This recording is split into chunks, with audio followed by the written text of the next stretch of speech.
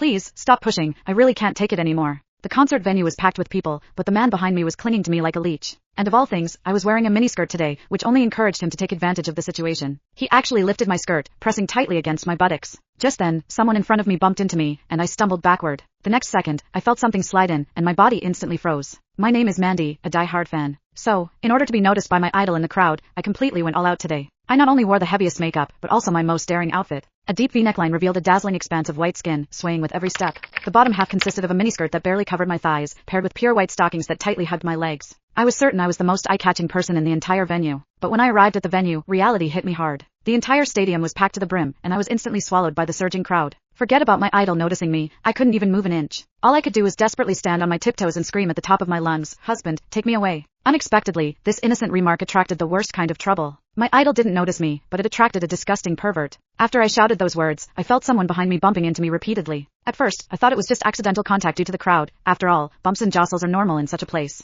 But the feeling became clearer and clearer. A hard object was repeatedly pressing against my buttocks, making me extremely uncomfortable. It was only then that I realized what had happened. I thought I had accidentally bumped into his hand, which he had placed behind him, so I quickly turned around, ready to politely apologize. I instinctively apologized, but he paused for a moment, then unexpectedly flashed a meaningful, mischievous smile. "It's all right, I'm happy to oblige." When I turned back around, pretending nothing had happened, I didn't expect him to become even more brazen, pressing himself against me. The force was more deliberate than before, so I had to force all my attention onto the idol, desperately trying to ignore the strange feeling behind me. But the man became increasingly bolder. The next second, he actually lifted my skirt and pressed himself tightly against me. Unfortunately, I was only wearing a thin strap dress that day, so my entire buttocks were completely exposed. I could clearly feel something directly touching my skin. I instinctively thought it was his finger, but then I realized something was wrong. I discovered that the warm, firm touch couldn't possibly be a finger. Instantly, my mind went blank. I had lived 20 years, and this was the first time a man had treated me like this. A wave of immense fear overwhelmed me, and every cell in my body screamed to escape. But the crowd was so dense, there wasn't a single gap. I was like a deer caught in the headlights, unable to move.